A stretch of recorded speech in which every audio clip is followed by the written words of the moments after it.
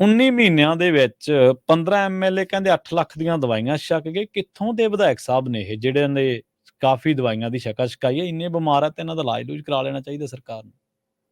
ਪ੍ਰਵੀਨ ਜੀ, ਸਰਕਾਰ ਬਣਨ ਤੋਂ ਪਹਿਲਾਂ ਇਹ ਲੋਕ ਕਹਿੰਦੇ ਹੁੰਦੇ ਸੀ ਅਸੀਂ ਸਿਲੰਡਰ ਵਾਲੀ ਲਾਈਨ 'ਚ ਖੜੇ ਨਜ਼ਰ ਆਵਾਂਗੇ। ਅੱਛਾ, ਇੱਥੇ ਹੀ ਪੰਜਾਬ 'ਚ ਹੀ ਹੈ ਨਾ, ਅਸੀਂ ਮਤਲਬ ਹਰ ਥਾਂ ਦੇ ਉੱਤੇ ਜਿੱਥੇ ਵੀ ਹੋਏਗਾ ਅਸੀਂ ਆਮ ਬੰਦਿਆਂ ਵਾਂਗ ਵਿਚਰਾਂਗੇ।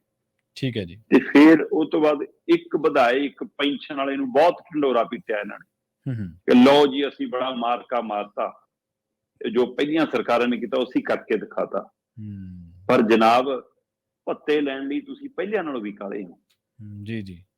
ਲਗਭਗ ਔਸਤਨ ਹਰ ਐਮਐਲਏ ਨੂੰ ਹਰ ਮਹੀਨੇ 84,000 ਰੁਪਏ ਦੀ ਤਨਖਾਹ ਮਿਲਦੀ ਆ। 84,000 ਦੀ ਤਨਖਾਹ ਤੋਂ ਬਿਨਾਂ ਜੀ ਇੱਕ ਤੈਅ ਪੱਤੇ ਮਿਲਦੇ ਆ। ਉਹਨਾਂ ਪੱਤਿਆਂ ਦੇ ਵਿੱਚ ਜਿਵੇਂ ਮਤਲਬ ਕਿ ਤੁਸੀਂ ਇਹ ਦੇਖ ਲਓ ਕਿ ਡਾਕ ਪੱਤਾ 25,000 ਰੁਪਇਆ ਮਹੀਨਾ ਮਿਲਦਾ ਇਹਨਾਂ ਨੂੰ। ਕਿਹੜੀ ਡਾਕ ਜਾਂਦੀ ਆ ਅੱਜ ਕੱਲ ਡਾਕਖਾਨਿਆਂ ਰਾਹੀਂ ਜਾਂ ਕਾਹਦੇ ਰਾਹੀਂ, ਕਿਹੜੀਆਂ ਹੈ ਨਾ 25,000। ਫਿਰ ਉਹ ਤੋਂ ਬਾਅਦ ਜੀ ਕਹਿੰਦੇ ਟੈਲੀਫੋਨ ਪੱਤਾ 15,000 ਮਿਲਦਾ। 100 ਰੁਪਏ ਦਾ ਪੈਕੇਜ, 3,000 ਰੁਪਏ ਦਾ ਸਾਲ ਦਾ ਪੈਕੇਜ ਮਿਲ ਜਾਂਦਾ।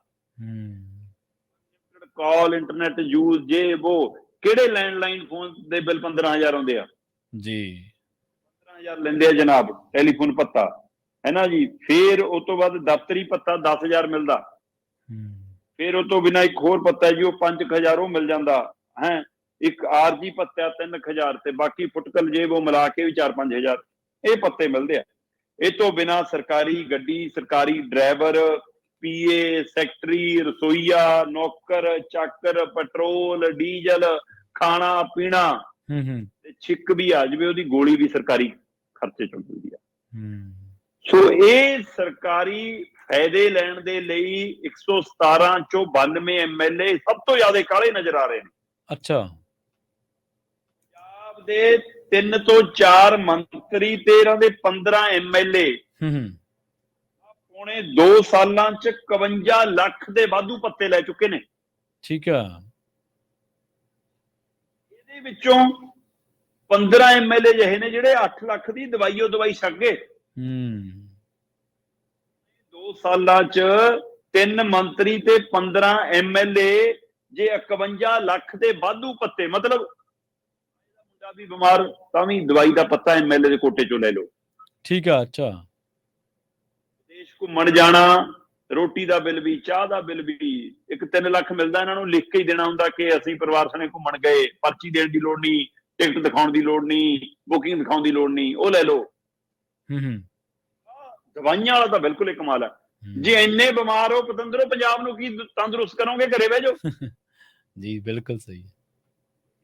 ਮਾਤਰ ਮਤਲਬ ਕਿੰਨੇ ਕੁ ਮਹੀਨੇ ਬਣਦੇ ਨੇ? 18 ਮਹੀਨੇ ਬਣ, ਕਿੰਨੇ 19 ਮਹੀਨੇ ਬਣਦੇ ਆ? ਹਾਂਜੀ 19 ਮਹੀਨੇ।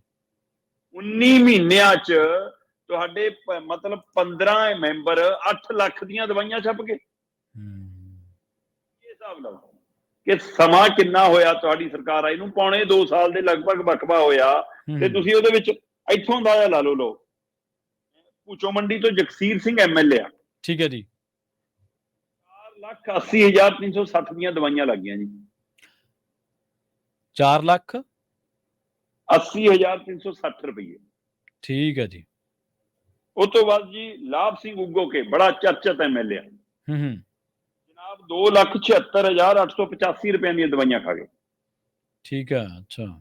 ਤੇ ਇੰਜ ਇਹ ਕੁੱਲ ਦਵਾਈਆਂ ਦਾ ਖਰਚਾ 8,01,143 ਰੁਪਏ ਬਣਦਾ ਜੀ।